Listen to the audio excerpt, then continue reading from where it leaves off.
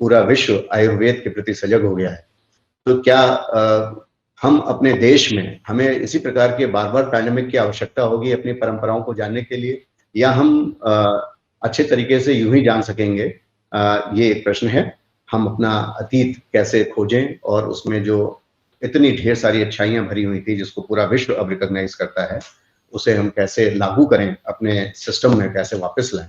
ये इस चुनौती को हमें स्वीकार करना होगा और उसके दृष्टिगत इस प्रकार की वेबिनार और इस प्रकार की संगोष्ठियां भविष्य में भी हम निरंतर आयोजित करते रहेंगे। तो मैं अपने दोनों अतिथियों का विशेष रूप से स्वागत करता हूं और अन्य सभी हमारे महानुभावगण जो इस वेबिनार में जुड़े हैं उनका भी संस्कृति विभाग की ओर से हार्दिक स्वागत है। Over to you Sanjay.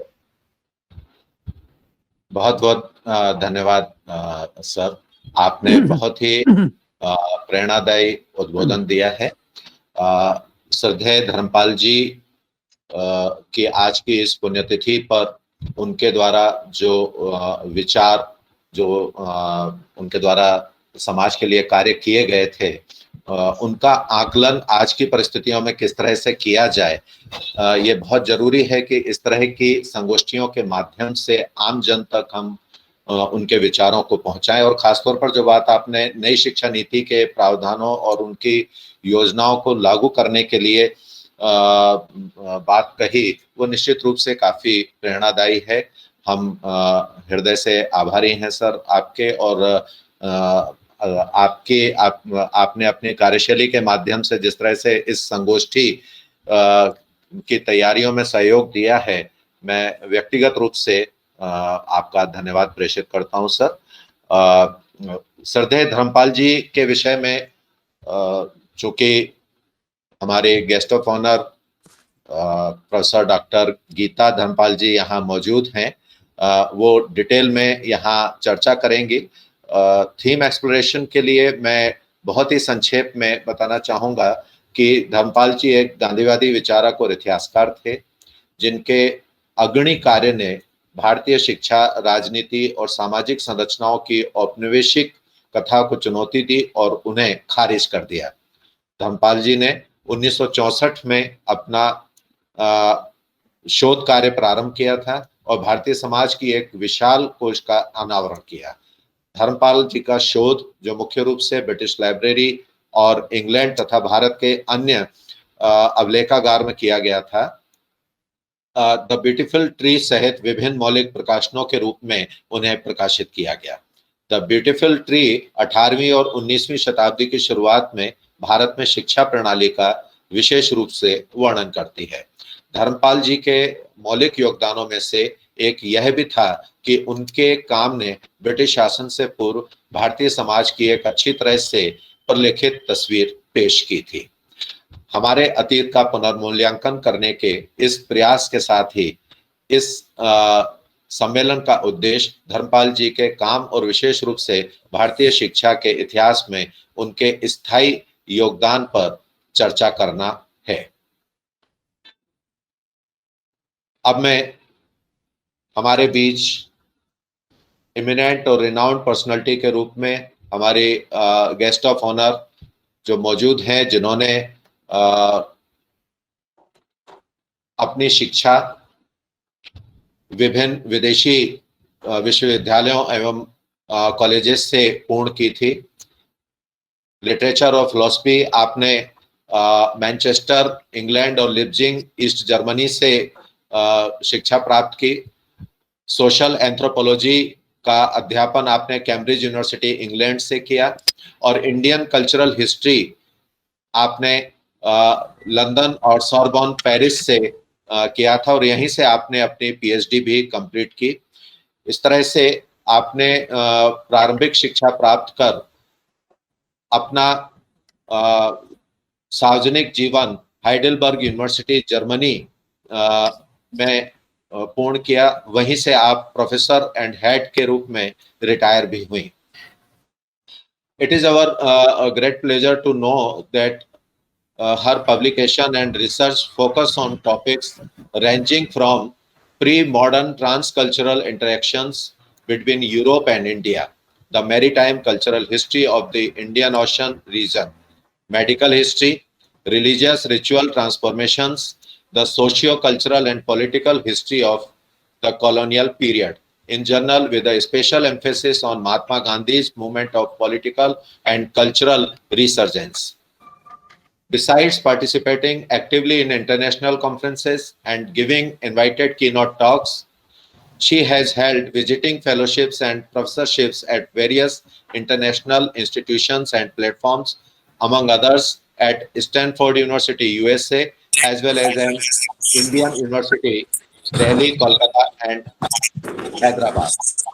She has enormous honors and awards for her academic and research contribution to the society. Dr. Radhakrishnan Chair, Heisenberg Fellowship, Habilitation Fellowship, Research Fellowship, these all fellowships received by the our guest of honor.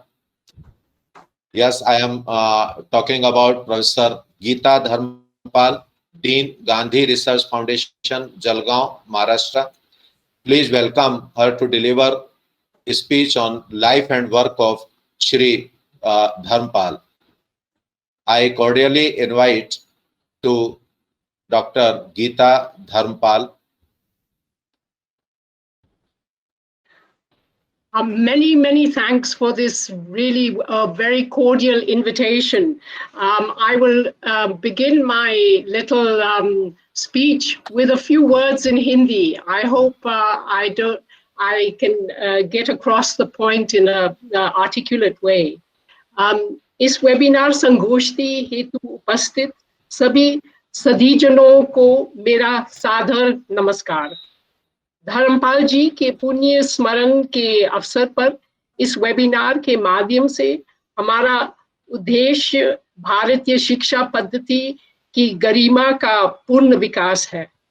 आयोजन में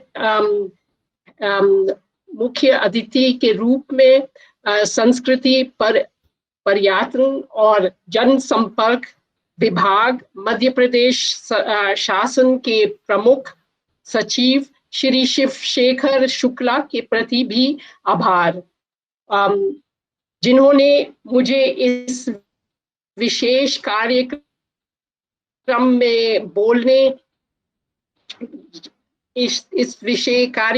बोलने हेतु आमंत्रित किया। KRG college Gwalior में इतिहास के professor Sanjay स्वानकार का इस कार्यक्रम का कुशलता पूर्वक समन्वित करने के लिए भी बधाई। और अंत में ये बताना चाहूंगी कि हाइडेलबर्ग विश्वविद्यालय में मेरे डॉक्टरेट के पूर्व छात्र अंकुर कक्कर के साथ मंच साझा करना मेरे लिए एक आज्ञा थी और ये संभव हो पाया केवल आदरणीय श्री शुक्ला जी के प्रयासों से। धर्मपाल शोधपीठ को भी मेरा हार्दिक धन्यवाद, विशेष रूप से श्री संजय यादव जी के प्रति, जिन्होंने मेरे पिताजी की 14वीं पुण्यतिथि के साथ साथ फरवरी 2021 से शुरू होने वाले उनके जन्म शताब्दी समारोह को प्रतीक के रूप में इस कार्यक्रम का आयोजन किया। अब मुझे आप लोगों से ये बात साझा करनी है। हालांकि मैंने अपना अधिकांश जीवन भारत के बाहर बिताया, फिर भी मैंने अपना भारतीय पासपोर्ट जारी रखा है और रिटायरमेंट के बाद अपने शेष जीवन में वनप्रस्थ और संन्यास को भारत में व्यतीत करने और श्री धर्मपाल जी के महत्वपूर्ण कार्य को आगे बढ़ाने में योगदान देने का निर्णय लिया है। लेकिन मैं माफी मांगती हूँ कि मेरी अल्प विकसित हिंदी एक सार्वजनिक भाषण देने के लिए पर्याप्त नहीं है, इसलिए मैं अंग्रेजी में बोलूंगी। मुझे पूरी आशा है कि श्रोता मेरी अधिकांश बातें समझ ही जाएंगे, यदि नहीं तो कृपया धर्मपाल जी की एसेंशियल राइटिंग्स पब्लिकेशंस डिवीजन 2015 में प्रकाशित हुए इस पुस्तक में मेरा प्रस्तावना अवश्य देखें। चलो शुरू करें। Now I'll talk in English. Engaging with the oeuvre of one's father in the public sphere is indeed a difficult task, but it is essential given the crucial significance of Shri Dharampal's research. As a provocative Gandhian thinker, historian, and political philosopher with a creative and imaginative intellect, Dharampalji conducted extensive archival research in British and Indian archives, which led to the publication in particular of 3 seminal books, namely Indian Science and Technology in the 18th Century in 1971, Civil Disobedience and Indian Tradition also in 71, and the Beautiful Tree in 1983. These pioneering volumes revolutionized our understanding of the cultural, scientific, and technological achievements of India at the eve of the British conquest. उन्होंने ऐसे क्यों किया? Well, these scholarly works were intended by him to initiate a program for the regeneration of India's diverse people and the restoration of a decentralized social, political, and economic organization manifested through local communities. However, the enormous portent and significance of his discoveries still needs to make more of an impact on our conventional perceptions of pre-colonial India. The commonly held assumptions of underdevelopment and degeneration before the advent of the British Raj, refuted by his painstaking historical investigations, had been induced, as he stated time and again, by colonial indoctrination and were maintained in place by a persistent sense of subservience to the West, experienced, unfortunately, by too many so-called educated Indians. According to my father, until his very last days in Sevagram Ashram, an intellectual, psychological unburdening was a matter of urgency, so that Indian societal organization, its polity, as well as its cultural and economic institutions could be regenerated locally and nationally from within and after intense self-reflection determined by the needs of the people concerned. अब मैं आपको उनकी जीवनी के बारे में संक्षेप में बताती हूँ. Dharampalji was born on the 19th of February 1922 in Kandla, a small town in the Muzaffarnagar district of Uttar Pradesh, but was educated in Lahore. Mahatma Gandhi's call for individual satyagraha in October 1940 marked the beginning of his involvement in national politics and the subsequent abandonment of his BSc in physics. In August 1942, he was present as a spectator at the Quit India session of the Congress in Bombay, whereupon he joined the movement and was active as an underground member of the All India Congress Committee group run by Sucheta Kriplani. In 1944, being interested in community work, he joined Miraben, the British-born disciple of Mahatma Gandhi, at the Kisan Ashram situated near Haridwar. Subsequently, post-1947, he became a linguistically oriented English lady who shared his commitment to rural reconstruction. On their way back to India, Dharampalji and his wife stayed in Israel to study the communitarian lifestyle in Degania Alif, the oldest kibbutz set up by Russian Jews. Then in the 1950s, he resumed his work with Miraben, and the community village of Bapu Gram near Rishikesh began to be formed. However, he became disillusioned by the futility of this idealistic experiment in community development, which seemed to have no impact on the politics of the Nehruvian mainstream with its mega industrialization agenda. Subsequently, he spent 3 years in London, mostly working for Peace News, a journal which was published by the War Resisters International and focused on peace issues and non-violent social change.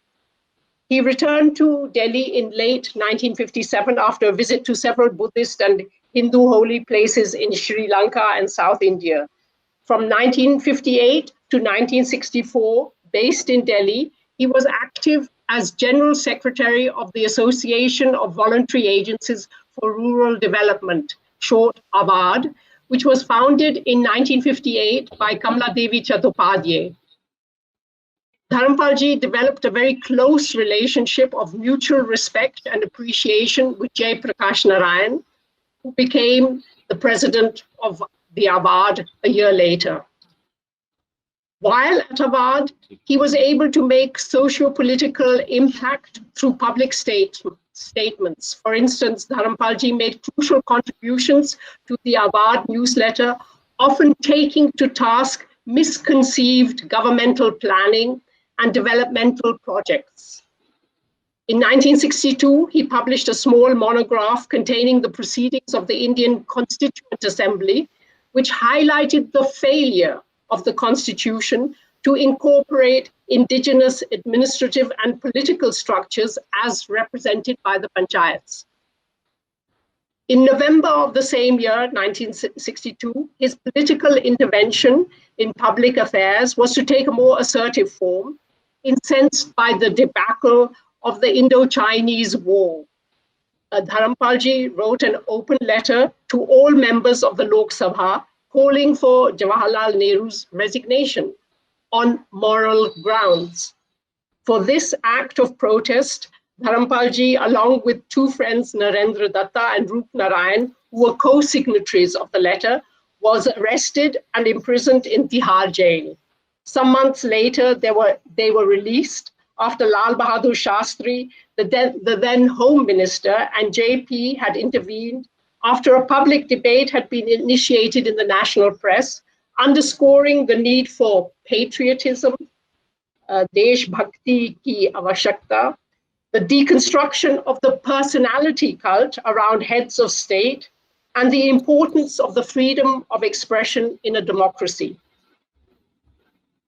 Towards the end of 1963, Dharampalji was appointed Director of Study and Research of the All India Panchayat Parishad. He spent more than a year in Tamil Nadu collecting historical material that was later published in 1971 as the Madras Panchayat System, a general assessment, which highlighted how the indigenized, localized polity had been destroyed and replaced by a dysfunctional, centralized bureaucratic apparatus that paralyzed the much-needed Gandhian self-empowerment at the grassroots level. And now it's time to give some details about his main contribution, namely his historical research into 18th and early 19th century society, revolutionizing our understanding of the recent past.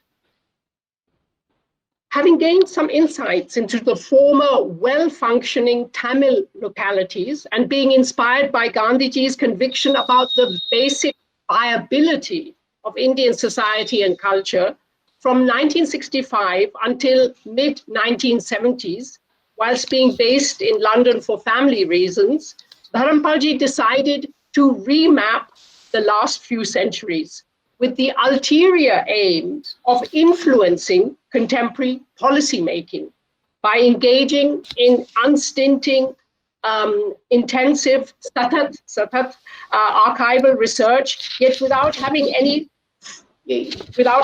formal historical training. He wasn't trained as a historian, and yet he managed to research into the early colonial archive that was lodged in the London India Office Library and in several British university libraries.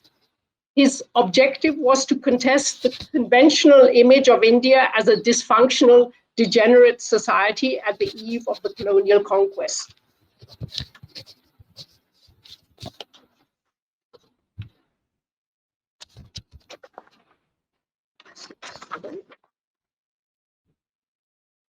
But ironically, Dharampalji attempted to achieve this contestatory goal by deconstructing early official documents generated by British administrators themselves who would have had no reason to exaggerate the positive features of Indian society. I think we need to bear this in mind. Dharmpalji's first book on Indian science and technology in the 18th century, published in 1971, contains detailed empirical data on sophisticated Indian astronomy, medical science, including the widely practiced inoculation against smallpox, then still unknown to other regions of the world.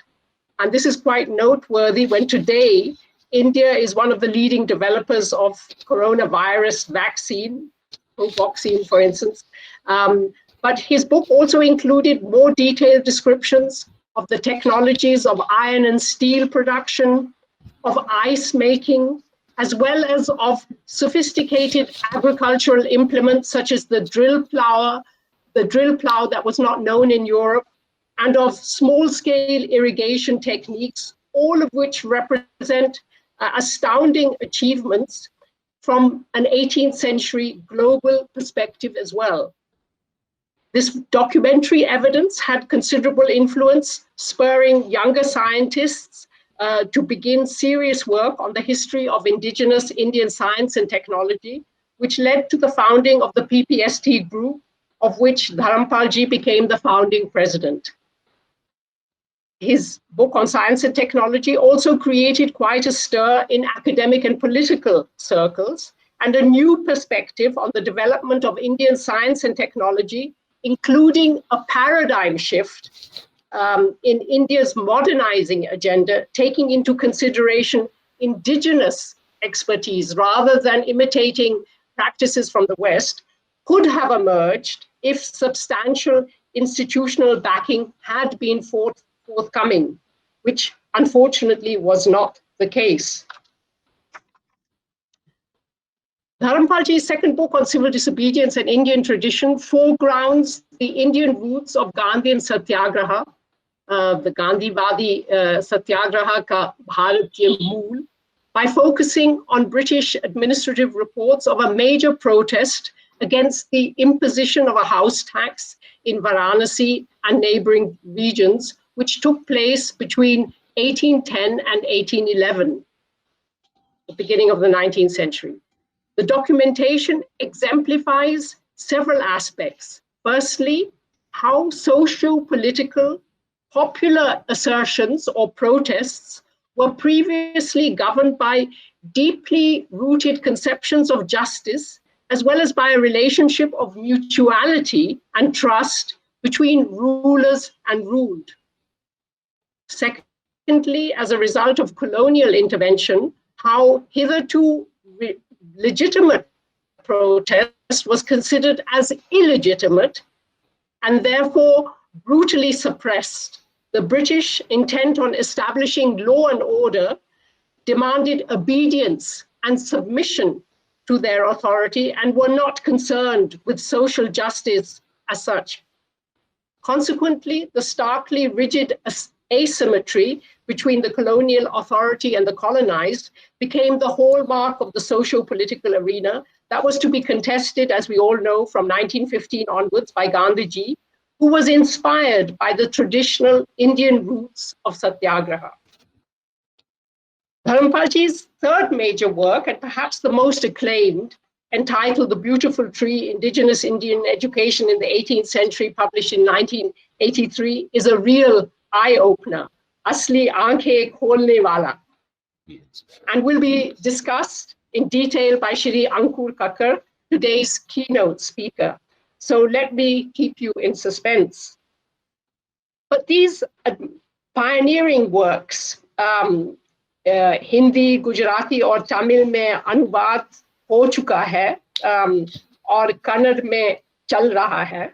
So they've also been translated into Hindi, Gujarati, Tamil, and an ongoing translation in Kannada. These works were based on British records, and they constituted for Dharampalji just a beginning. So how should we proceed in order to honor his legacy? तो हमें उनकी विरासत का सम्मान करने के लिए कैसे आगे बढ़ना चाहिए? I would suggest, firstly, apart from the published works, the archival material, about 50,000 pages that he had collected and has in the meantime been digitized, comprises a treasure trove for dozens of PhD students. For more information, please contact me personally. Secondly, his single-handed preliminary research into early British reports was intended to initiate large-scale research into indigenous sources, written, oral, and inscriptional, to obtain a more holistic understanding of India's recent past and the functioning of our society, especially at the local community level, which had enabled such astonishing civilizational achievements. My father understood that it was the communities, the local communities, that had enabled these achievements. A portrayal of India's pre-colonial vitality, her subsequent disruption during the colonial onslaught, but above all, the possibility of her regeneration, was articulated in his innumerable public discourses and multifarious press articles, some of which have been published in separate volumes, such as Essays on Tradition, Recovery, and Freedom, published in 2000, and Rediscovering India, published in 2003. But many more edited volumes are necessary of his unpublished or his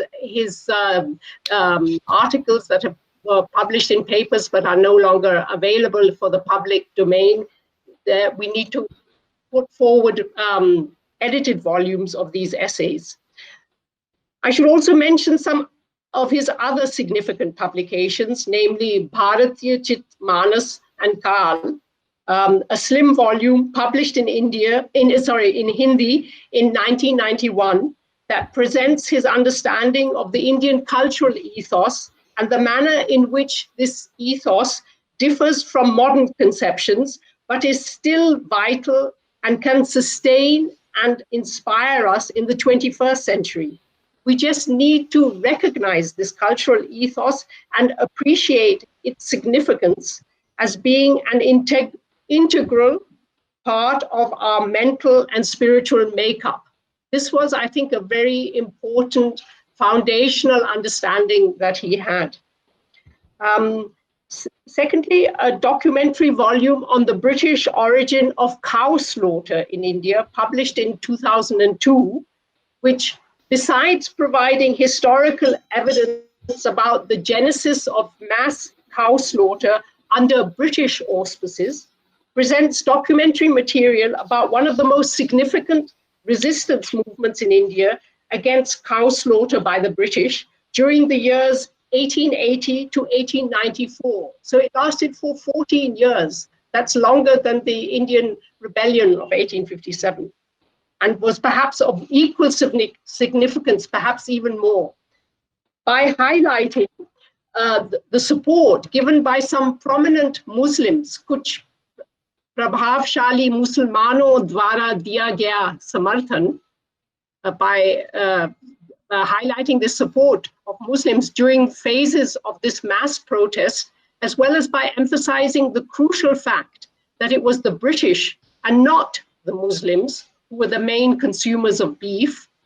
In this way, Dharampalji is able to dispel one of the deep-seated myths perpetuated in the interest of reinforcing divisive communalism as a crucial colonial strategy during the British period. Thirdly, Understanding Gandhi, published in 2002, is a profound personal portrayal of the unfolding of Mahatma Gandhi's genius in leading the Indian struggle for Swaraj. Indeed, it was Gandhiji who represented for Dharampalji the inspirational model for his program of civilizational regeneration. Dharampalji's last major project, initiated when he was in his early 80s, focused on the maritime world of the Indian Ocean. Hind महासागर की समुद्री दुनिया. The project's overarching aim was to investigate the shared cultural links within Asia, with the ultimate goal of reviving past enriching Indian contacts with countries of Southeast and East Asia. And for him, these were much more worthwhile than the contacts with the West. The contacts within Asia, which were prevalent before the British intervened, he wanted these to be revived. And given the surge in Indian maritime studies during the last decade, it seems that his innovative research initiative is bearing fruit, but needs to be pursued even more seriously. To conclude, not only did Dharampalji, in challenging and delegitimizing the historical master narrative, thereby remap a few centuries of Indian history, as well as retrace old seascapes, but he also attempted to redesign blueprints for societal renewal and chart out a course of research for the next few decades or more, depending on the productive pace we, his heirs, manage to maintain. I'm calling on all of us. This is our responsibility. As a nonconformist with a creative mind, he remains refreshingly accessible for our youth. Dharmpal जी हमारे युवाओं को हौसला देते हैं क्योंकि उन्होंने यथास्थिति को चुनौती दी. For he challenged the status quo, interrogated the legitimacy of established socio-political constellations, broke through normative categories of thought, and opened up new philosophical and practical possibilities, forever intent on foregrounding the welfare of the common people. आम लोगों के कल्याण को हमेशा आगे रखा. इस पूरे संभाषण को रुचि के साथ ध्यानपूर्वक सुनने और समझने के लिए आप सभी को मेरा हार्दिक आभार. Thank you very much. Thanks a bunch from our core of heart, ma'am, for providing us such a wonderful facts about life and works of respected Dharampal ji. Ma'am, आपने बहुत ही अच्छे से धर्मपाल जी के विषय में उनके द्वारा उन्होंने अपने जीवन में किस तरह से गांधीवादी विचारों से प्रेरित होते हुए समाज की सेवा करने का प्रयास किया और अपनी लेखनी के माध्यम से यह स्थापित करने का प्रयास किया, जैसा कि आपने जिक्र किया कि तत्कालीन प्रधानमंत्री जी को चाइना वार के समय किस तरह से उन्होंने सारे एमपीज को पत्र लिखा था और इसके लिए उन्हें तिहाड़ जेल की यात्रा भी करनी पड़ी. तो निश्चित रूप से हम अभिभूत हैं धर्मपाल जी के व्यक्तित्व को, उनकी पर्सनैलिटी को जानकर कि आजादी के बाद भी उन्होंने अपनी एक्टिविटीज के माध्यम से इस देश का विकास करने के लिए भरपूर प्रयास किए थे. बहुत बहुत धन्यवाद ma'am. Now we have a guest speaker. We have a young and bright academic scholar and writer who is involved in deep research and analysis with a penchant for teaching and reading about various aspects of world history and culture, who did his B in Information Technology from Punjab University, MScR in History from Edinburgh, UK, and PhD also in History from University of Heidelberg, Germany. At present, he is engaged and remotely working with Indus University, Ahmedabad. Yes, I am talking about Dr. Ankur Kakkar, scholar, Indian history, culture and philosophy, and associated with South Asian Institute, University of Heidelberg, Germany. Please welcome Dr. Ankur Kakkar, and I cordially invite him to express his views on Can Dharmpal's beautiful tree help us implement the new education policy? Dr. Ankur Kakkar. नमस्कार। आप मेरे को सुन सकते हैं सब लोग? जी जी जी। Thank you. बहुत बहुत धन्यवाद आपका एक टू गिव वंडरफुल इंट्रोडक्शन।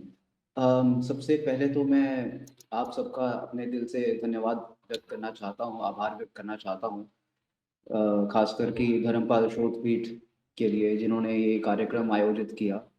और ये बहुत इंटरेस्टिंग है कि हम अलग अलग जगहों पे बैठे हैं, फिर भी हम टेक्नोलॉजी के माध्यम से एक दूसरे से इतना ईजिली बात कर पा रहे हैं। और मैं खासकर शिव शेखर शुक्ला जी का धन्यवाद व्यक्त करना चाहता हूँ कि जिन्होंने ये कार्यक्रम आयोजित किया, और संजय यादव जी का, और प्रोफेसर संजय स्वर्णकर जी का, और प्रोफेसर गीता धर्मपाल जी का, जिन्होंने इस कार्यक्रम में सम्मिलित होकर इसकी शोभा बढ़ाई। और ये बहुत इंटरेस्टिंग है कि धर्मपाल जी का वर्क हम बार बार रीअसेस करते रहते हैं, क्योंकि मतलब बहुत इम्पोर्टेंट है from every point of view. तो आज मैं आपको ये डिस्कस करना चाहता हूँ आपके साथ कि हमारी जो नई शिक्षा नीति है उसका रेलेवेंस क्या है धर्मपाल जी के वर्क के रिगार्डिंग। तो एक मिनट में थोड़ा अपना वीडियो एडजस्ट कर लेता हूँ, क्योंकि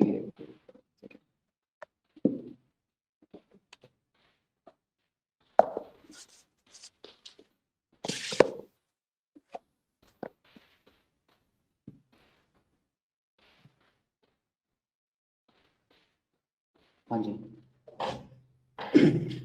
तो बेसिकली धर्मपाल जी ने, जैसा कि प्रोफेसर धर्मपाल जी ने बताया कि उन्होंने बहुत सारे कई कई अलग अलग विषयों पे लिखा, और उन्होंने उस टाइम की एस्टैब्लिश कॉलोनियल नैरेटिव को चैलेंज किया, जो कि हमारी शिक्षा के बारे में बताते थे या फिर बाकी हमारी सोसाइटी के बारे में बताते थे।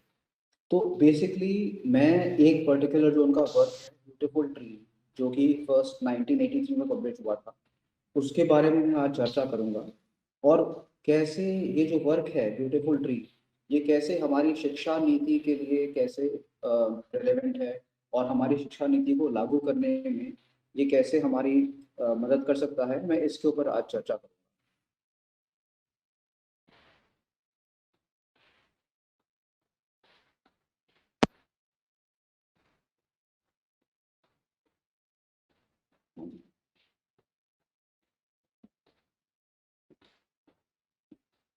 तो जैसा कि आप सब लोगों को पता है कि हमारी शिक्षा नीति 29 जुलाई 2020 को पहली बार लागू हुई थी। और उस शिक्षा नीति जो ये न्यू एजुकेशन पॉलिसी है, इसका डॉक्यूमेंट बहुत इजीली अवेलेबल है, आप सब जानते हैं। आप सब वेबसाइट पे जा सकते हैं, जो ministry of human resource and development की वेबसाइट है, MHRD की। आप उस पर जाके आप ये न्यू एजुकेशन पॉलिसी डाउनलोड कर सकते हैं। ये 66 पेजेस का डॉक्यूमेंट है, न्यू एजुकेशन पॉलिसी। और इस डॉक्यूमेंट में कई सारे एस्पेक्ट्स को, कई सारे पहलुओं को देखा गया है, डिस्कस किया गया है। और आज जो मैं बात करने जा रहा हूँ वो ये है कि धर्मपाल जी का जो वर्क है, जो ब्यूटीफुल ट्री, जिसका नाम है जिस वर्क का, जो 1980 में पब्लिश हुआ था, उस वर्क का इस एजुकेशन पॉलिसी से क्या संबंध है, और कैसे ये जो नई शिक्षा नीति है इसमें हम उनका वर्क कैसे उनके वर्क से हम प्रेरणा लेके कि नई एजुकेशन पॉलिसी को कैसे लागू कर सकते हैं, मैं इसके ऊपर आज फोकस करूंगा। तो सबसे पहले तो हमको ये समझना चाहिए कि क्यों ज़रूरी है ये समझना कि हमारी शिक्षा पहले कैसी होती थी। हमारे मतलब मुझे पर्सनली, मुझे जब मैंने अपनी PhD शुरू करी तो मुझे सबसे ज़्यादा प्रेरणा इसी बात से मिली, इसी प्रश्न से मिली कि मैं ये जानना चाहता था कि हमारे यहाँ पे भारत में अंग्रेज़ों से आने से पहले की शिक्षा कैसी थी। क्योंकि अक्सर हमको ये पढ़ाया जाता है, या फिर ये प्रचलित है ये धारणा कि हमारे यहाँ पे शिक्षा पहले ज़्यादा नहीं थी, ज़्यादातर लोग अनपढ़ थे, या फिर केवल ब्राह्मण लोग जो थे वही शिक्षा, उनको शिक्षा मिलती थी, सिर्फ ब्राह्मणों को ही शिक्षा मिलती थी और किसी को नहीं मिलती थी। तो इन सब धारणाओं की वजह से हमको ऐसा लगता था कि शायद अंग्रेज़ों के आने से पहले भारतीय समाज इतना शिक्षित नहीं था। तो इसलिए मुझे भी पहले ऐसा ही लगता था। जब मैं जिससे पहले मतलब मेरे शोध करने से पहले मुझे यही विचार था मेरा कि शायद भारतीय समाज पहले इतना शिक्षित नहीं था। लेकिन जब मैंने धर्मपाल जी की पुस्तक पढ़ी द ब्यूटीफुल ट्री, तो एक तरह से मेरी आंखें खुल गई और मुझे ये पहली बार मुझे ये समझ में आया कि भारतीय समाज बहुत ज़्यादा शिक्षित था पहले, और हमारे यहाँ पे हर गांव में एक पाठशाला थी।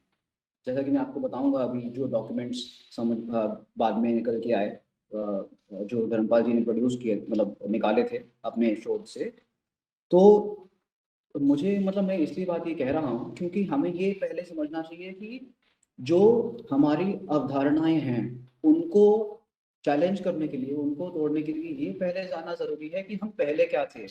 और क्योंकि नई एजुकेशन पॉलिसी में इसका बार बार उल्लेख होता है कि हम अपने जो एंशिएंट एजुकेशन सिस्टम है उसको रिवाइव करें और उससे उसके जो अलग अलग फीचर्स हैं उसको रिवाइव करें।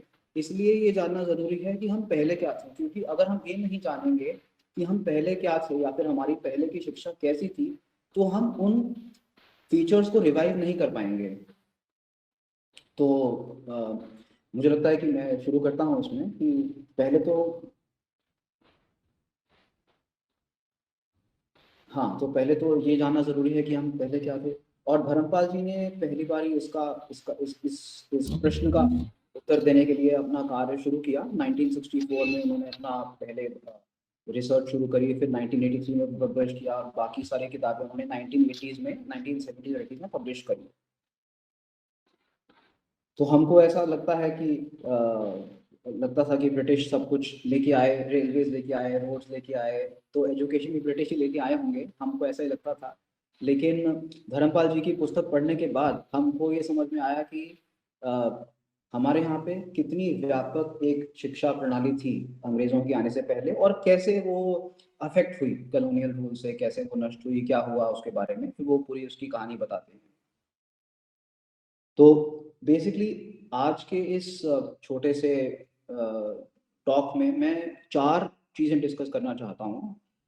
तो ये जो 4 चीज़ें हैं ये है कि एजुकेशन पॉलिसी मतलब जो नई शिक्षा नीति है उसके 4 एस्पेक्ट्स हैं। मतलब उस जो नई शिक्षा नीति है उसमें 4 चीज़ें कही गई हैं, वैसे कई सारी चीज़ें कही गई हैं बट मैं 4 चीज़ें फोकस करूँगा कि वो जो 4 एस्पेक्ट्स हैं जो नई एजुकेशन पॉलिसी चाहती है, नई शिक्षा नीति चाहती है कि हम लागू करें, और कैसे ये जो 4 एस्पेक्ट्स हैं ये हमारी पुरानी शिक्षा नीति में भी प्रेवलेंट है और उनसे हम कैसे प्रेरणा ले सकते हैं। तो पहला जो एस्पेक्ट जिसके बारे में बात करना चाहता हूँ वो ये है कि हमारी नई शिक्षा नीति हमको ये बताती है या फिर ये अर्ज करती है कि हम इंटीग्रेटेड लर्निंग और मल्टी डिसिप्लिनरी लर्निंग पे फोकस करें। मतलब हमारी नई एजुकेशन पॉलिसी कहती है कि हमको मैं कोट कर सकता हूँ,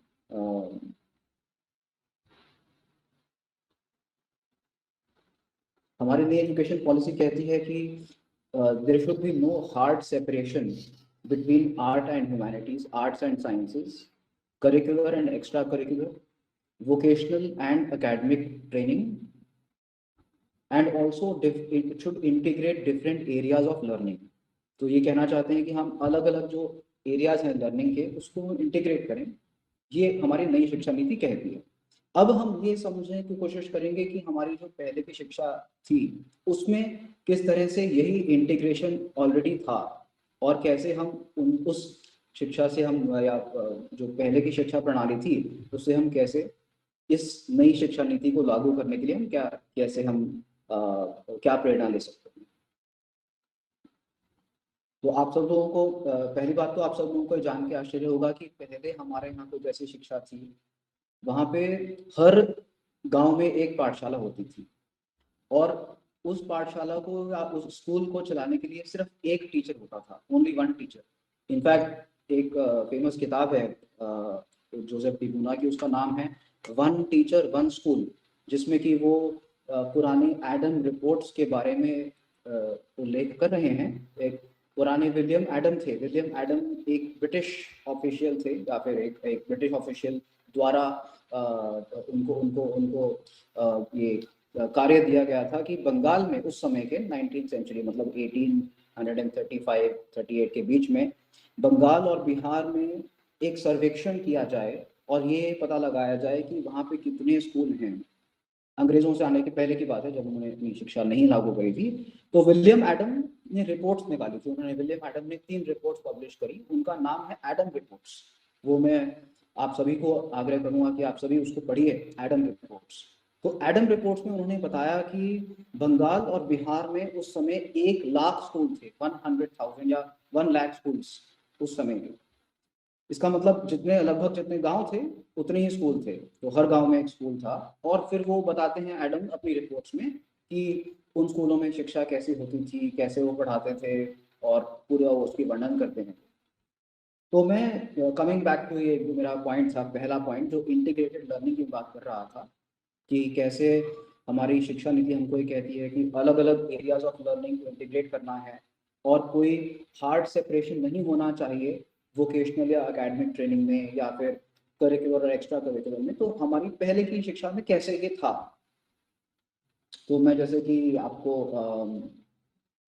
अलग अलग चीज़ें बता सकता हूँ। रीडिंग, राइटिंग एंड अरिथमेटिक, जो 3 R's जिसको हम कहते हैं, उसका अगर हम एक उदाहरण के तौर पे लें तो एडम रिपोर्ट्स में वो ये कहते हैं कि जब उनको बच्चे अपनी शिक्षा शुरू करते थे तो पहले वो सैंड पे लिखते थे, लेटर्स को सैंड पे लिखते थे, या फिर वो सैंड पे लिखने के बाद वो एक पाम लीफ पे लिखते थे। तो जो वो लेटर फॉर्मेशन शुरू करते थे बच्चे अपने, कई बार वो बोर्ड्स भी यूज़ करते थे।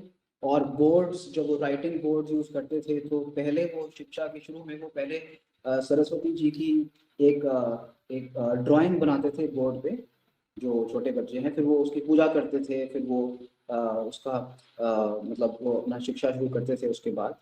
और ये बहुत इंटरेस्टिंग है कि मतलब अभी हमारे यहाँ पे जो कंटेम्प्रेरी स्कूल्स हैं उसमें हम देखते हैं कि एयर कंडीशन क्लासरूम्स होते हैं, हाई एंड प्रोजेक्टर्स होते हैं, और फिर बात करी जाती है कि कैसे हमको एनवायरनमेंट के लिए मतलब सोचना चाहिए और वो सब करना चाहिए। लेकिन ये सब जो है बातें बहुत, मतलब आजकल के स्कूल में ये बहुत थ्योरेटिकल बातें हो जाती हैं, और ऐसा लगता है कि जैसे कि एनवायरमेंटल साइंस और मॉरल साइंस, मॉरल स्टडीज एक अलग ही डिसिप्लिन होता है, और जो हम पढ़ रहे होते हैं वो कुछ अलग ही होता है। तो एक बहुत ही डिस्कनेक्ट होता है कि हम जो पढ़ रहे होते हैं अभी कंटेम्प्रेरी स्कूल्स में, और जो हमको पढ़ाया जाता है थ्योरेटिकली अबाउट नेचर, की नेचर में ऐसा होता है और वैसा होता है। लेकिन पुरानी शिक्षा प्रणाली की अगर हम बात करें तो उसमें हम पाते हैं, जो डॉक्यूमेंट्स हमारे सामने आए हैं, कि एक इंटीग्रेटेड अप्रोच थी। मतलब पहली बात तो बच्चे एक नेचुरल एनवायरनमेंट में पढ़ते थे, और उसके बाद जो वो पढ़ाई करते थे उसमें एक बहुत आर्ट का एक बहुत इंपॉर्टेंट रोल था। जैसा कि हमने आपको बताया कि वो पहले शुरू में ही छोटे बच्चे ही, मतलब पहले सरस्वती जी की एक ड्राइंग बनाते थे, तो उसमें अपने आप ही आर्ट आ गई। फिर वो जो अलग अलग चीज़ें करते थे, मतलब सैंड पे ड्राइंग बनाना और सैंड पे अपनी शिक्षा शुरू करना, मतलब उस पे एक बैम्बू स्टिक को लेके पहले वो शुरू करते थे, बैम्बू स्टिक को। तो और उस समय बैम्बू जो था एक वो यूनिट ऑफ मेजरमेंट भी था लेंथ का। तो ये बहुत इंटरेस्टिंग है कि किस तरह से पहले एक बहुत ही इंटीग्रेटेड अप्रोच था लर्निंग का। और मैं आपको और भी उदाहरण देना चाहता हूँ इसमें।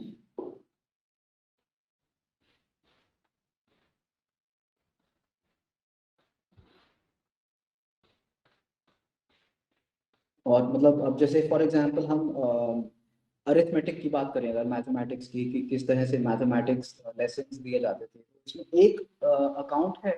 एक मिस्टर क्रॉफोर्ड थे, वो उस समय के अहमदाबाद डिस्ट्रिक्ट के कलेक्टर थे, और वो क्या कहते हैं अपनी रिपोर्ट में, वो ये कहते हैं कि पहले तो बच्चे न्यूमेरिकल टेबल पढ़ते थे 1 to 100, उसके बाद फिर वो आगे के फ्रैक्शंस के मल्टीप्लिकेशंस पढ़ते थे, उसके बाद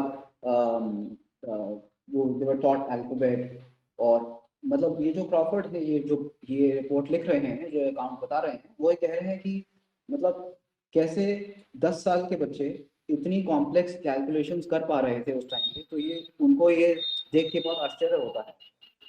और ये भी बहुत ज़रूरी जानना है इसमें, जो इन रिपोर्ट्स में सामने आता है कि वो जो मल्टीप्लिकेशन टेबल्स पढ़ते थे या फिर जो वो पहाड़े में पढ़ते थे, वो उनके लोकल जो यूज़ था जिन जिन यूनिट्स का, उससे वो बहुत डीपली कनेक्टेड थे। जैसे फॉर एग्जांपल जो यूनिट ऑफ लैंड मेजरमेंट था उस टाइम पे, उसको कत्था कहते थे, कत्था। तो कत्था टेबल पढ़ते थे, मतलब कि जो टेबल पढ़ रहे हैं उसमें उसी का यूज़ है जो वो अपनी लाइफ में यूज़ करने वाले हैं। ऐसा नहीं कि वो कुछ थ्योरेटिकली कुछ और पढ़ रहे हैं और उसका कोई यूज़ नहीं होगा उनको, ये बहुत इम्पोर्टेंट है। और फिर जैसे कि पहले एक सेर था, यूनिट ऑफ ड्राई वॉल्यूम, सेर, तो वो सेर टेबल पढ़ते थे। तो वो जैसे सेर टेबल हो गई या कत्था टेबल हो गई, इन मल्टीप्लिकेशन टेबल्स के माध्यम से वो उन चीज़ों का यूज़ कर पाते थे जिन कैलकुलेशंस का और जिन यूनिट्स का उनको अपनी डेली लाइफ में यूज़ करना होता था। तो ये बहुत ज़रूरी है कि जैसे हम बात करते हैं कि मतलब जो मैं नेशनल एजुकेशन पॉलिसी में कह रहा था कि वोकेशनल और अकेडमिक ट्रेनिंग के बीच में सेपरेशन नहीं होना चाहिए, जो हमारी नई शिक्षा नीति हमको कहती है। और यही चीज़ हमको हमारे सामने आती है जो रिपोर्ट्स हमको मिलती हैं पुरानी शिक्षा नीति में, कि वहाँ पे ऐसा कोई सेपरेशन नहीं था, ना तो वोकेशनल और अकेडमिक अभी मैं उसमें हूँ, ना तो कोई प्रोग्राम में हूँ गूगल मीट पे, और एक्स्ट्रा करिकुलर अलग थी। तो ये बहुत इंपॉर्टेंट है समझना कि फर्स्ट पॉइंट जो मैं कहना चाह रहा था, जो इंटीग्रेशन की बात कर रहा था मैं। और सिमिलरली जो हमारे यहाँ पे, ये मुझे लगता है ये भी बहुत इंपॉर्टेंट पॉइंट है रीडिंग का, कि जो टेक्स्ट पढ़ाए जाते थे हमारे यहाँ हमारे स्कूल में पहले, उसमें जो हमारे पुराण हैं और स्पेशली रामायण और महाभारत, ये इन दोनों काव्यों का बहुत ही ज़्यादा उल्लेख होता था और बहुत ज़्यादा पढ़ाए जाते थे। मतलब पूरे नहीं पढ़ाए जाते थे, लेकिन इनके कुछ पार्ट्स, जैसे कि फॉर एग्जांपल रामायण का सुंदरकांड बहुत बहुत कॉमन था। मतलब ऑलमोस्ट भारत में हर स्कूल में सुंदरकांड का मतलब it was part of the curriculum. और जो बाकी जैसे महाभारत का आदि पर्व हो गया है और बाकी उनके कुछ पार्ट्स, जैसे कि महाभारत में से बच्चों को पढ़ाएंगे एक कथा दाता कर्ण, एक, मतलब ये जो सारे टेक्स्ट मैं आपको बता रहा हूँ ये सारे इन रिपोर्ट्स में मेंशन्ड हैं और ये सब मेंशन्ड हैं। और जैसे कि फॉर एग्जांपल गंगा वंदना, तो उस समय के जो बच्चे हैं वो ये पढ़ेंगे कि मतलब गंगा जी का क्या क्या मतलब उनके मतलब क्या क्या रोल है कल्चर में। और ये मतलब बहुत इम्पोर्टेंट था उस समय के, जो हमारे को टेक्स्ट बुक सामने आती है उस टाइम की। और यही चीज़ एजुकेशन पॉलिसी में भी लिखी हुई है कि हमको अपने जो एजुकेशन है, एजुकेशन पॉलिसी जो नई शिक्षा नीति है, वो ये कह रही है कि the curriculum should be rooted in the Indian and local context and Eeco in terms of culture, tradition, heritage, custom, language, philosophy, geography, ancient and contemporary knowledge. तो मतलब इनका कहने का मतलब ये है कि हमारी जो नई शिक्षा नीति है वो हम ये आग्रह करते हैं कि हमारी एजुकेशन इंडियन और लोकल कॉन्टेक्स्ट में रूटेड हो।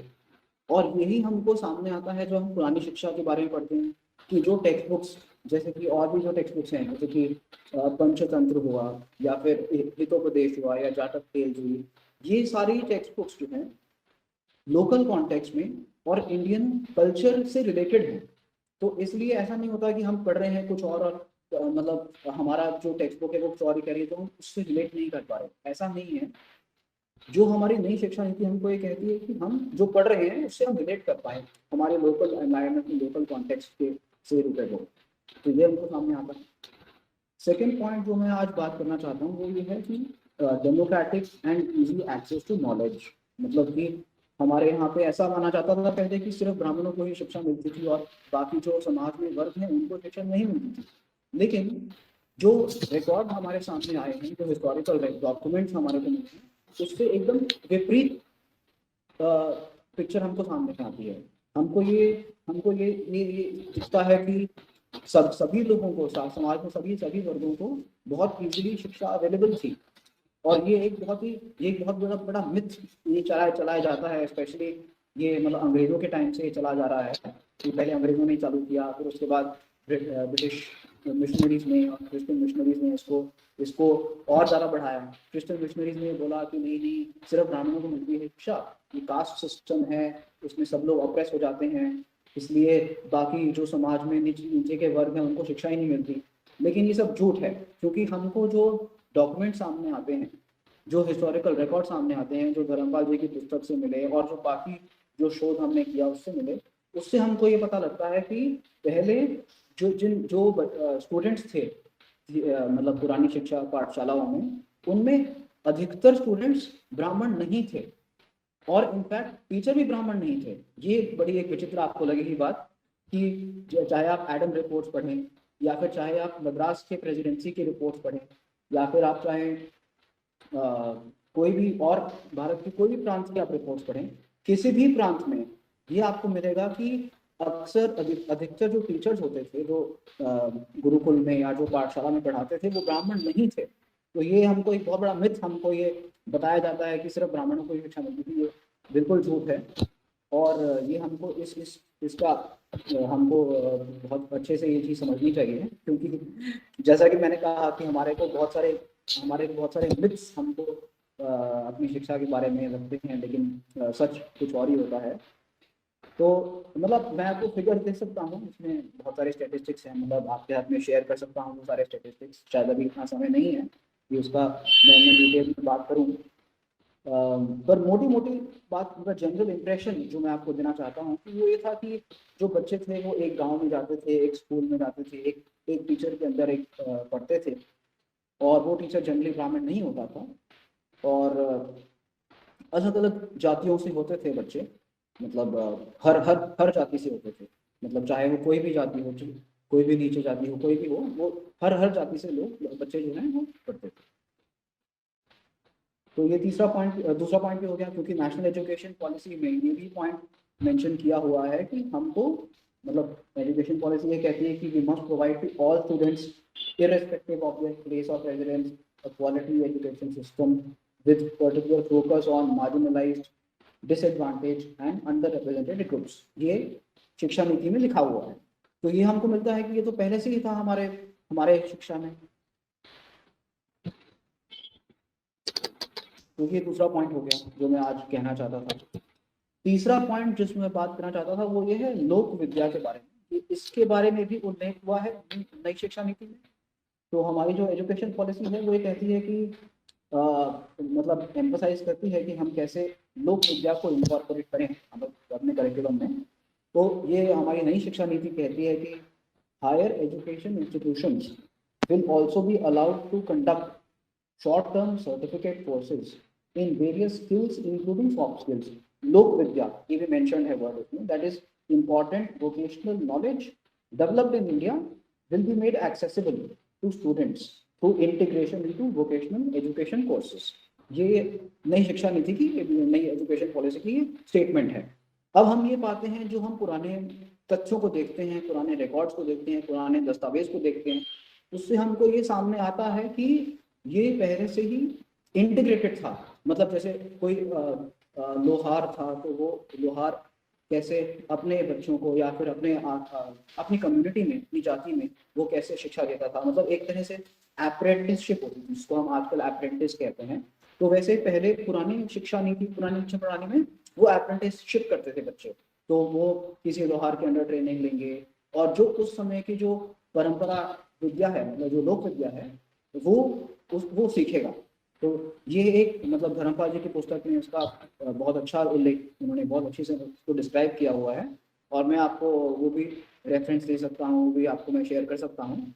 तो ये एक बहुत इम्पोर्टेंट एस्पेक्ट था हमारी एजुकेशन पॉलिसी का, कि जो उस समय के ट्रेडिशनल नॉलेज सिस्टम्स थे उनको किस तरह से वो बच्चे पढ़ते थे, उनके अपने मतलब जो उनका इंस्ट्रक्टर था उसके अंदर पढ़ते थे।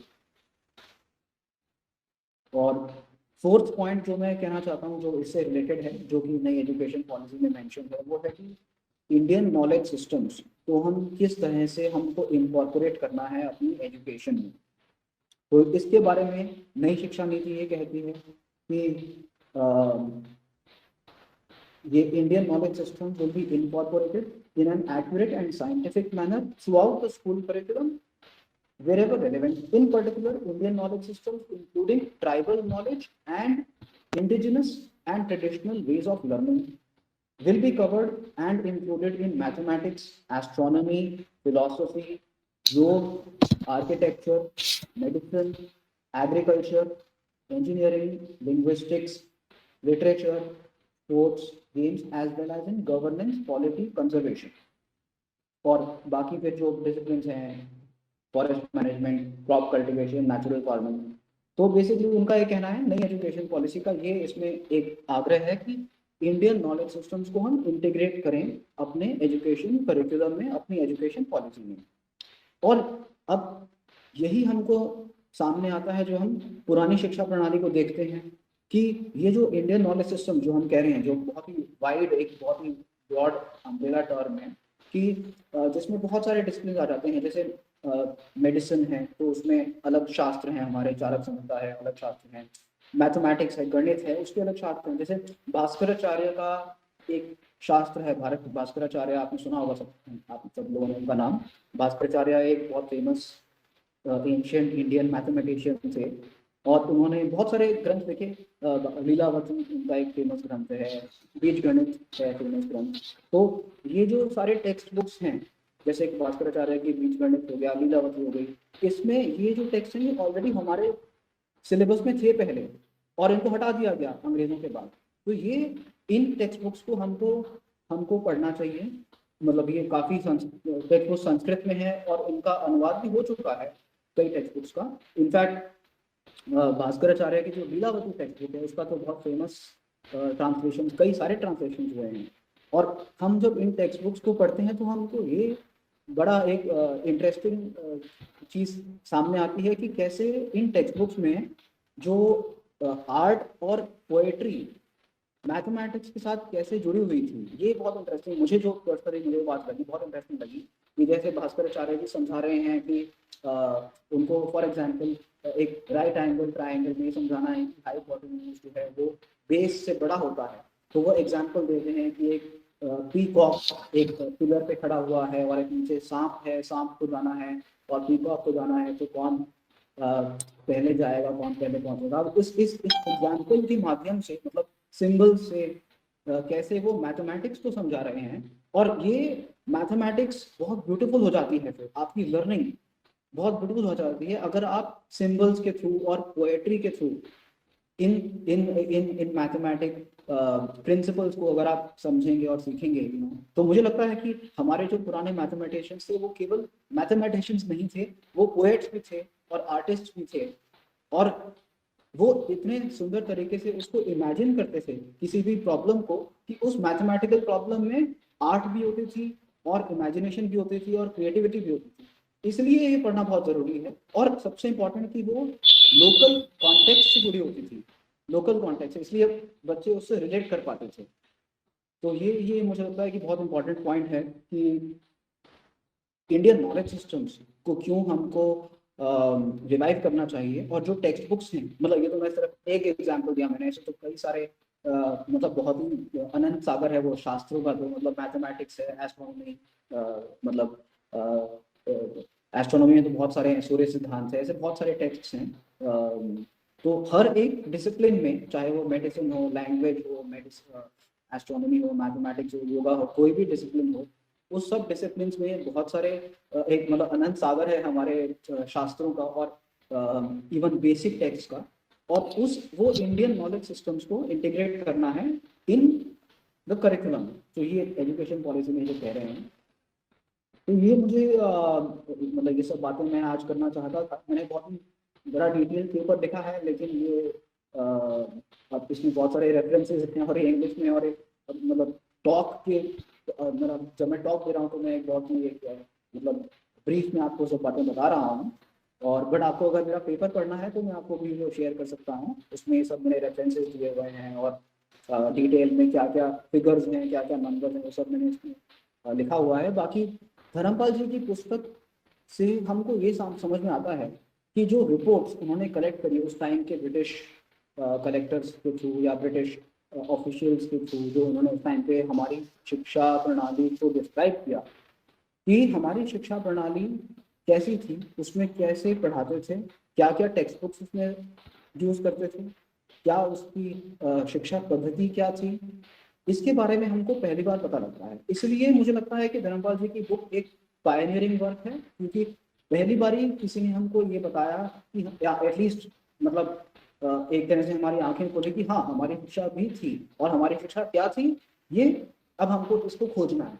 ये एक तरह से खोज है, जिसके लिए धर्मपाल जी ने हमको एक स्टार्टिंग हिंट दे दिया कि हाँ, ये हमारा it's like a starting point, कि हमको यहाँ से स्टार्ट करना है। ये एक हिंट है। अब हमको वो खोज करनी है, और फिर वो कैसे हम रिवाइव कर सकते हैं, और किस एक्सटेंट तक हम उसको रिवाइव कर सकते हैं, और क्या रेलेवेंस है उन सब चीज़ों का आज, ये भी हमको समझना पड़ेगा।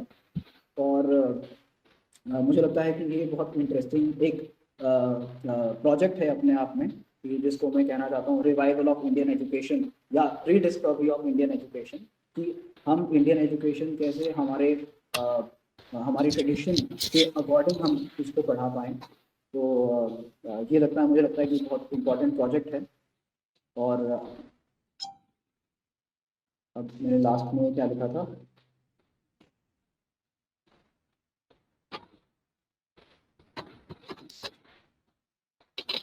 हाँ, मतलब जो भी हमारे नई शिक्षा नीति, अगर आप उसको पढ़ेंगे तो उसमें जो भी पॉइंट सामने आते हैं वो सब धर्मपाल जी के वर्क से, या फिर हमारे जो डॉक्यूमेंट्स हैं उनमें कई सारे पॉइंट्स उससे मिलते जुलते हैं। इसलिए नई एजुकेशन पॉलिसी को लागू करने के लिए जो पुरानी शिक्षा पद्धति है उससे हमको काफ़ी मदद मिल सकती है। और यही जो मतलब ये एक रिजेम्बलेंस है, ये मैं इस चीज़ के ऊपर आज फोकस करना चाहता था, कि कैसे हम अपनी पुरानी शिक्षा प्रणाली से आज प्रेरणा लेके नई शिक्षा नीति को इम्प्लीमेंट कर सकते हैं, और उसके जो ऑब्जेक्टिव्स हैं, उसके गोल्स हैं, उसको हम रियलाइज कर सकते हैं। और मुझे लगता है कि आज मैं इतना ही बोलूँगा, क्योंकि ज़्यादा समय नहीं है। और मैं फिर से आप सभी का आभार व्यक्त करता हूँ, और धन्यवाद करना चाहता हूँ संजय जी का, और शिवशेखर शुक्ला जी का, गीता जी का, और संजय यादव जी का, कि उन्होंने मुझे आमंत्रित किया और ये पेपर प्रेजेंट करने का मौका दिया। Thank you. बहुत बहुत धन्यवाद अंकुर जी। आपने बहुत ही अच्छे ढंग से और बहुत ही विस्तार से नई शिक्षा नीति के तारतम्य में किस तरह से रिलेट किया है धर्मपाल जी के राइटिंग को ब्यूटीफुल ट्री नामक पुस्तक में जो उन्होंने लिखा है, और उनमें जो तथ्य दिए हैं, जो डाटाज उसमें दिए हुए हैं, उसका तारतम्य आपने नई शिक्षा नीति में जो प्रावधान दिए गए हैं उनके साथ जोड़ते हुए बहुत ही अच्छे ढंग से आपने अपनी बात रखी है। आपने डेमोक्रेटिक एजुकेशन की बात की, लोक विद्या की बात की, पुराने इंडियन एजुकेशन सिस्टम की बात की, और पुराने इंडियन एजुकेशन सिस्टम के साथ न्यू एजुकेशन सिस्टम की ओर कैसे जाया जा सकता है, इसकी भी बहुत ही अच्छे ढंग से आपने बात की। हम सभी काफी लाभान्वित हुए हैं आपकी इस रिसर्च से, जो आपने निश्चित रूप से धर्मपाल शोधपीठ के लिए ही यह काम किया है। और हमारे मध्य प्रदेश में इस वेबिनार के माध्यम से शोधार्थियों को भी ये मैसेज गया है कि नई शिक्षा नीति के माध्यम से हम किस तरह से और दूसरे डॉक्यूमेंट्स या दूसरी बुक्स को सामने रखकर रिसर्च कर सकते हैं। बहुत बहुत धन्यवाद आपका अंकुर जी। और जी, अब आभार प्रदर्शन का दायित्व मेरे ऊपर है। स्वर्णकार जी, मैं जस्ट थोड़ा सा इंटरवीन करना चाह रहा हूँ before Sanjay Yadav goes on for Thanksgiving. I would just like to request Dr. Geeta Dharampal ji and Ankur to continuously, engage with us through Dharampal Shodhpeeth to guide us, to lead us with some good relevant information which is available erstwhile wherever it is available. We are very keen and ready to bring it in the public domain. Geeta ji was also mentioning in her lecture that there's a wealth of information which is still lying untapped and it needs to be put on public domain. So I would urge her as well as Ankur and people like you to help us in unearthing that very important information, which would go a long way in shaping up the future policies. So we would be very keen to get this information and to publicize them under the banner of Dharmpal Shodhpeeth and put it in the public domain. That is one. Number two, Dharmpal Shodhpeeth is one of the small initiatives of the Department of Madhya Pradesh to continuously work in this direction. So I would like personally to make this particular Shodhpeeth a very lively and vibrant organization in networking like-minded people who are working in this direction, and also to keep Dharmpalji's research into the forefront and looking at the various facets of societal issues which he very greatly dwelled upon. We would like to take cue from all of these things. So I would also request anybody who is watching this video, even we would be putting all these things into our public domain also. All this particular webinar would be put on the YouTube channel, etc. So anybody who wants to come forward and volunteer and partner with us would be welcome to contribute their bit in enriching our resource base. This is what I wanted to urge before Sanjay goes on to give thanks to everybody. Thank you. Thank you very much sir. आपने बहुत ही अच्छी बात कही और ये अब मैं संजय यादव जी को आमंत्रित करना चाहूंगा आभार प्रदर्शन के लिए. संजय यादव जी यहाँ मौजूद हैं. नमस्कार. सबसे पहले तो मैं शिवशंकर शुक्ला जी, हमारे प्रमुख सचिव, उनका बहुत आभार करना चाहता हूं कि उन्होंने इस वेबिनार के आयोजन में सक्रिय भूमिका निभाते हुए हमें अंकुर कक्कड़ जैसे और गीता धर्मपाल जी जैसे लोगों को उपलब्ध कराया. और इस अवसर पर गीता जी ने जितना विस्तृत प्रकाश धर्मपाल जी के जीवन के साथ साथ उनके कार्यों और अवदान पर डाला, उससे हमें काफी कुछ नई जानकारी भी मिली है. और वो चाह रही थी कि इसका रिकॉर्डिंग हो, तो इसका लाइव स्ट्रीमिंग जो हो रहा है वो विथ एडिटेड पोर्शन के साथ में हो रहा है, तो वो आपको उपलब्ध हो जाएगा. और अंकुर जी, आपने भी इतने कम समय में शॉर्ट नोटिस पे हम लोगों को जर्मनी से रहते हुए, आपकी फ्लाइट मिस हो गई, वहीं से आप पार्टिसिपेट कर रहे हैं, इसके लिए मैं आपका आभार व्यक्त करता हूँ. और संजय स्वर्णकार जी, आपने भी कोऑर्डिनेशन के लिए हमें इतना सहयोग किया, उसके लिए भी धन्यवाद.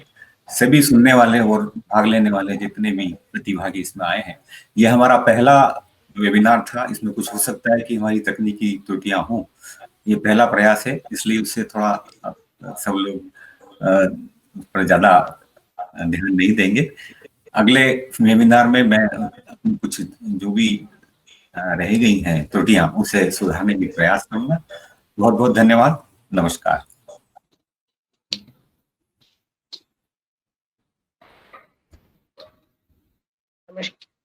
नमस्कार.